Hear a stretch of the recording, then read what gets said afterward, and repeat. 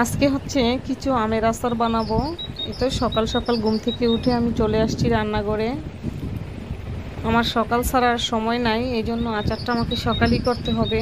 এই যে চুলে আমি প্রথমে সরিষার তেল দিয়ে হচ্ছে সরিষা বাটাও দিছি কিছু, আর হচ্ছে আদা রসুন বাটা দিয়ে এই যে আমগুলো দিয়ে দিছি। এটা হচ্ছে মিষ্টি আচারটা বানাবো না, খিচুড়ির সাথে খাওয়ার জন্য এটা বানাবো আর কি। সাথে একটু হলুদ গুঁড়া দিয়ে ভালো করে নাড়াচাড়া করে লবণ দিয়ে দিলাম। যারা আমার প্রিভিয়াস ব্লগটা দেখছেন তারা দেখছেন যে আমি কিছু কাঁচা আম ফ্রোজেন করে রাখছিলাম, ওইখান থেকেই আমি এই যে অল্প পরিমাণে একটু আম রেখে দিছি এটা আচার দেওয়ার জন্য। আর হচ্ছে পাশের চুলায় আমি এই যে ব্রেকফাস্টও বানিয়ে নিচ্ছি। ব্রেকফাস্টে রুটি, প্রত্যেক দিনই আমাদের এই রুটিটাই বানাইতে হয়, আর এত ঝামেলা রুটি বানানো, আসলে রুটি ছাড়া অন্য কিছু খাবেও না। যে আচারটা থেকে অনেকখানি পানি উঠছিল, আমি পানিটা সম্পূর্ণ শুকিয়ে নিব। এদিকে আমার রুটিগুলো বানানো হয়ে গেছে সব, এখন আমি এই যে রুটিগুলো ভেজে নিচ্ছি।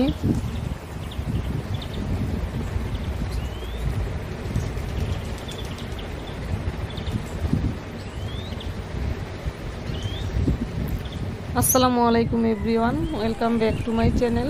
আশা করি যে যেখানেই আছেন আল্লাহর অশেষ রহমতে ভালো আছেন। আমরাও আল্লাহর অশেষ রহমতে ভালো আছি। আরও একটি ব্লগ ভিডিও নিয়ে চলে আসলাম আপনাদের মাঝে। আশা করি আপনাদের সকলেরই ভালো লাগবে, আর ভালো লাগলে প্লিজ আমার চ্যানেলটা সাবস্ক্রাইব করে পাশেই থাকবেন।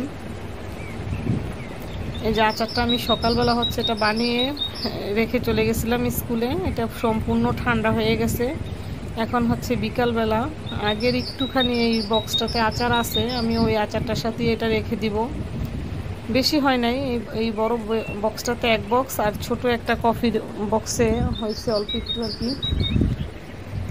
এখন আমি সবটা আচার আর কি রেখে দিব, রেখে এটা ফ্রিজেই রাখবো আমি, কারণ এটা তো সবসময় খাওয়া হবে না। ফ্রিজে রেখে দিলে আচারটা অনেক দিন পর্যন্ত ভালো থাকে।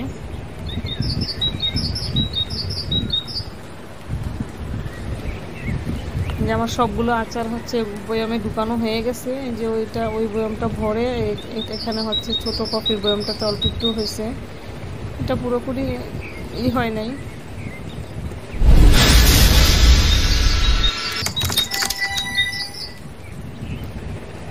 এই ভিডিওটা হচ্ছে সন্ধ্যার পরে আর কি, রাতের বেলার ভিডিও। আজকে হচ্ছে কেউ ভাত খাবে না, এই জন্য ভাতটা নষ্ট হয়ে যাবে। আমি হচ্ছে ভাতটাই বক্সের মধ্যে ঢুকে ফ্রিজে রেখে দেব। আজকে রাত্রে আমরা সিদ্ধান্ত নিলাম যে আজকে পরোটা খাবো, মিষ্টি আছে ফ্রিজে, এই জন্য পরোটা বানিয়ে নিলাম। পরোটাগুলো একেবারে মচমচা করে একটু হালকা পাতলা করে বানাইছি, এত সুন্দর একদম মচমচা হয়ে গেছে পরোটাগুলো। আমরা সবাই হচ্ছে আজকে রাত্রে এটা দিয়ে ডিনারটা করে নেব।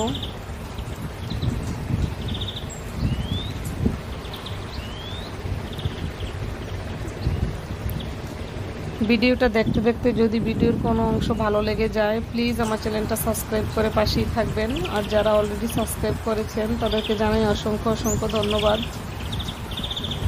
3-4 দিন আগে হচ্ছে আমি একটা পার্সেল অর্ডার করছিলাম, সেটা হচ্ছে আমি আজকে দুপুরবেলা হাতে পেলাম। তো এখন এই পার্সেলটা আনবক্সিং করব।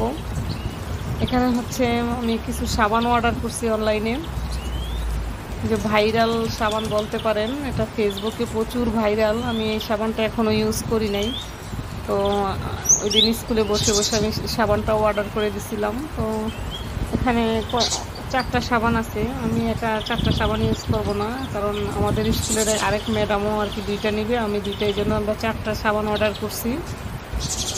এই যে আমি এখন হচ্ছে সাবানগুলা